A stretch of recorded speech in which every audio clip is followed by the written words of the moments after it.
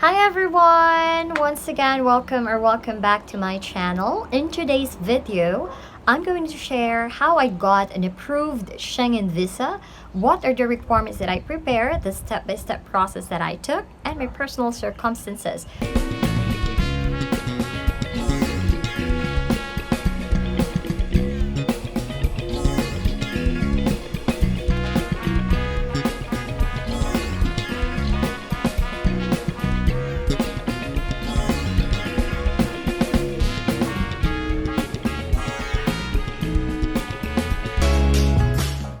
So before we begin, guys, what is Schengen visa? Okay, Schengen visa is the visa that you need if you want to travel any of the 26 spectacular European states, either for tourism or for business purposes. And the visa could last up to 90 days. But before anything else, guys, I prepared a slide for you just for you to have a glimpse of how beautiful these European states are.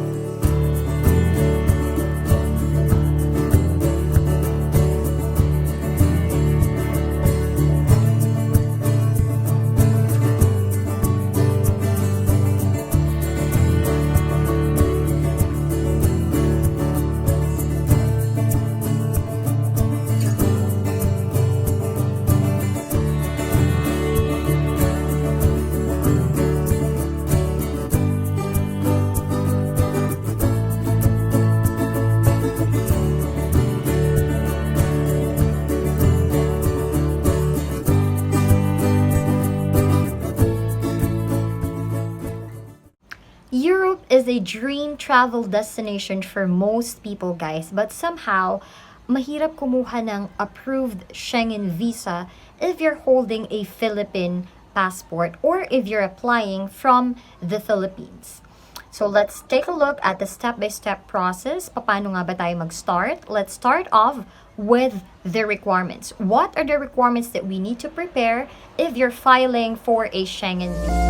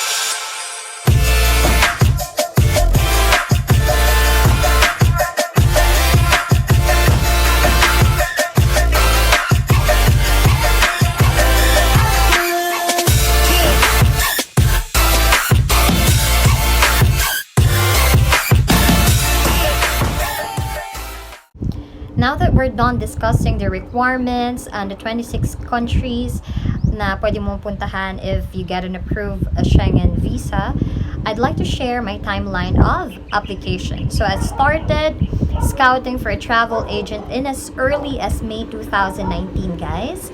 Now, why do I want to seek help from a travel agent?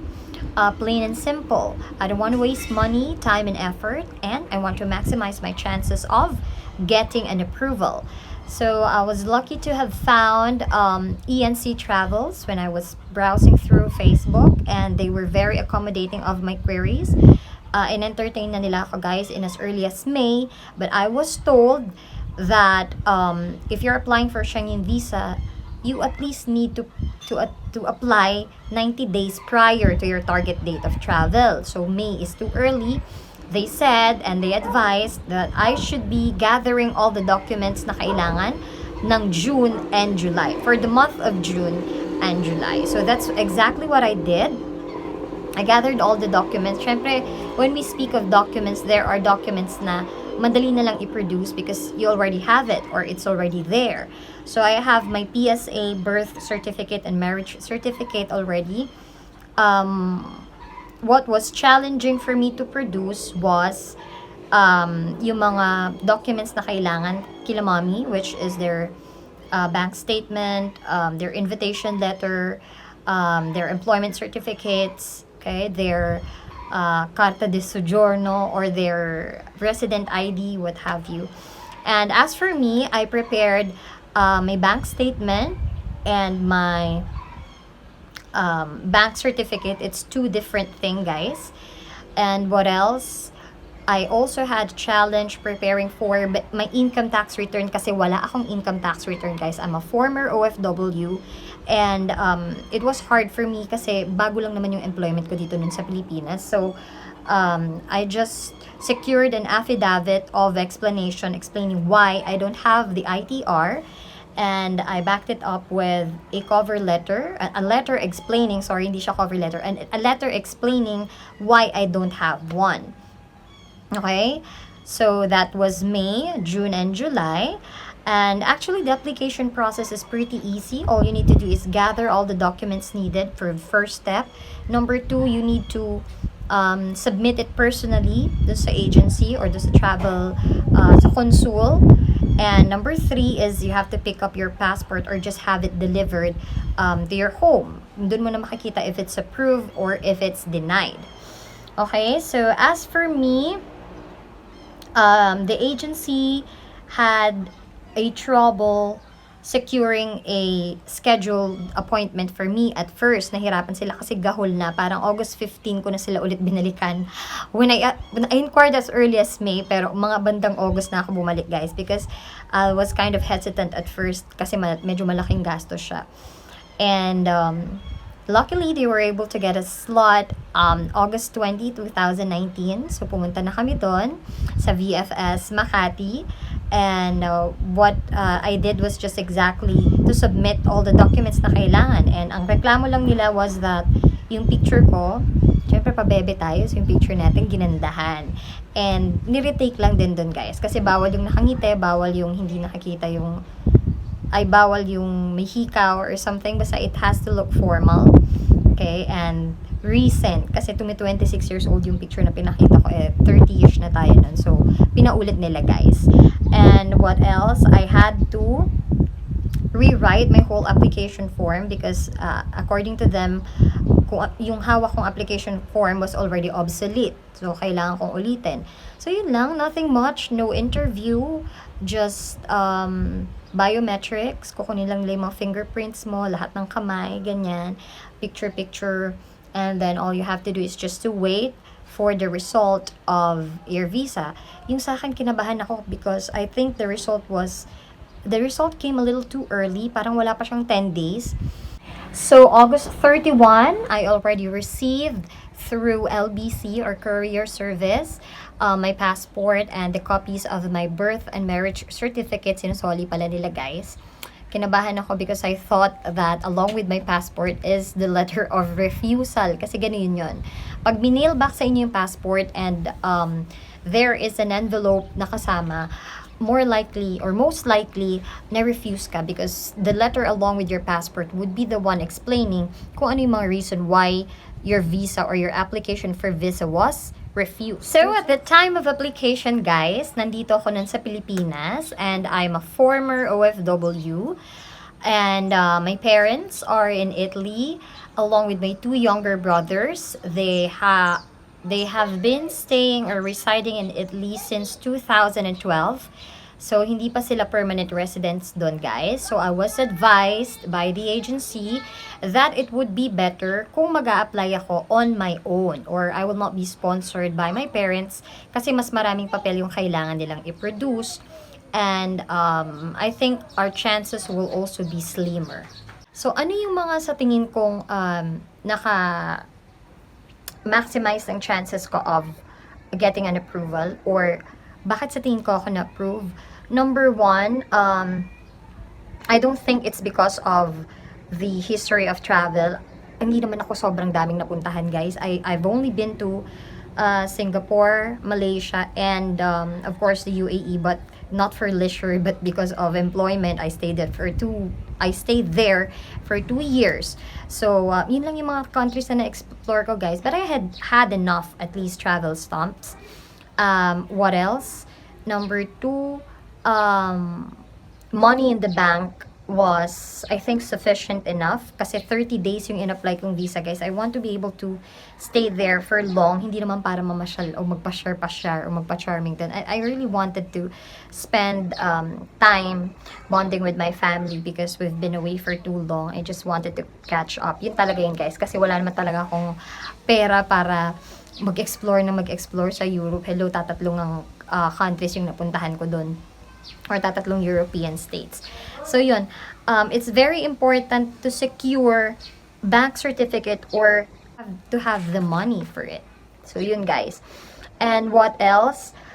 Feeling ko yung strong ties to home country is one of the reasons why nare-refuse yung karamihan, and which I was able to prove na babalik talaga ako. Bakit ko na-prove sa kanila na babalik ako? Number one, I have included in my application yung letter of acceptance ko. Ano yun? Letter of acceptance ko sa Australian University at that time. Medyo masakit. Siguro in a different vlog, i-discuss ko sa inyo what happened to my Australian application and all that, but this one is different. So yun nga, in-include ko doon yung letter of acceptance ko sa Australian school, which means kailangan ko talagang bumalik ng Pilipinas to process my student visa application. And I don't think saying that you have your kids or you're married will be enough reason para maniwala sila na you will stay. Hello guys, ang daming Pilipino na pumunta talaga ng Italy and they don't really have any intentions of going back to our country. And I totally understand. I have nothing against them. It's just that kaya sila mahigpit. Kaya mahigpit yung consul, guys, or yung immigration sa pagbigay ng visa, because they're really looking carefully at your reason of staying or your reason for travel. Tinetake into consideration talaga. So let's talk about the expenses. Magkano ba ang agency fee? I only paid 2,500, which I think is sulit na sulit for their services. And that's 2,500. And then I secured a travel insurance with the help of the agency as well. Sa BPI ata yun, and I paid approximately 7,500, almost 8,000 in peso. And the visa fee, I remember it was less than 4, kulang-kulang 5,000 yung binayaran namin doon sa may VFS Makati or in the Italian embassy in Makati. And as for the ticket, this is very seasonal or depende kung anong season kayo pupunta. But I paid mine. Mama paid my ticket for more or less 50,000. It's a two-way ticket already, guys. So you do the math. So why I strongly suggest for you to get a travel agent or seek help from travel agency. Bakit, guys? Because these people are already seasoned. They have processed a lot of applications and they are well aware of the reasons for refusal and the reasons for approval as well. So sa akin, sobrang sulit yung binayad ko sa kanila because they were able to explain which process will be easier. Okay, and nag-burp ako, sorry. Meron din yung mga hindi nila alam kung anong point of entry nila because they're planning to go to Schengen area and they were planning to explore a lot of places. So para sa akin, napakalaking tulong ng agency kasi alam nila kung saan yung mga European states na mas madaling pasukin and which European states ang may mga pinakamatataas na refusal rate. As for me, I appreciate that they were very honest and upfront about Italy being one of the toughest European states to get an approval. Now let's talk about bank certificates, bank statements, and income tax return. Number one muna, guys, bakit kailangan nila ng income tax return? Hindi sila interesadong malaman kung nagbabayad ba kayo ng tax ninyo dito sa bansa natin. They're only after the income tax return for them to prove your financial capacity or your ties to your home country. So, importante yung ITR, guys. But as for me, I was not really able to secure one, pero I had to come up with an affidavit explaining bakit wala akong ITR and an explanation letter as well. So, bank certificate and bank statements, magkano ang kailangan laman ng bank account mo for you to be able to prove that you can afford a travel to Europe. Sa akin nakalagay guys kasi it was itemized. Nagpiyok ako. It was itemized by the agency. I should have at least 300,000 in my bank account. And yung bank account natin dapat hindi yung ka-open lang, or you did not open it for the sole purpose of proving na meron kayong ganung pera sa bangko, guys. Huwag tayong avail ng parang show money, because they will be tracing how old your bank account is. It must at least daw be active for the past 3 to 6 months, and yung maintaining balance mo dapat hindi bababa ng 200,000 a day guys. So hindi pwede yung travel ako sa Europe so papalagyan ko yung pera ko ng ganun. I don't know, there are people na approve, and I've read blogs or I've viewed some vlogs as well na sinasabi na they were able to get an approved Schengen visa without presenting bank account or bank certificates. But I think guys, those are sponsored. Kaya sila siguro nakakuha because they are sponsored. If wala kayong bank certificate or bank statement, how else can you prove that you're financially capable to travel in Europe? So dapat meron tayong certificate of employment, and meron kang proof of income, proof ng source of income. If you're not employed, then you probably have your own business. So yun guys, business permit or other documents that can prove that you're financially capable to travel to Europe. So if you find this video incomplete or somehow it has not answered the questions that you still have, I have provided links, helpful links for your application, some guide and the requirement if you're especially if you're holding Philippine passport. So I hope that it would guide you along the way in your journey towards having an approved Schengen visa. So just to summarize, what we were able to cover today is the meaning of Schengen visa, the requirements that you need to prepare, and then I shared my personal experience or my timeline of application, which is pretty simple. The 3-step application guide. You gather your documents and then you submit it in person for your biometrics at the Italian or Schengen embassy. And then number 3 is to claim your passport or wait for it to be delivered through courier service at your home. So, pasensya na guys if medyo magulo yung pagkaka-explain ko, but I hope you were able to pick up something from today's video, and I hope that it was helpful. And if it is, please don't forget to like and subscribe in my channel. Until next time guys, bye! As for my employment, I'm a registered nurse by profession. Currently here. Currently, at the time I was a former OFW. I was a former bank statements, and yung tahulong asong buwisit. So I was application, but ang akin lang, napakaganda talaga no.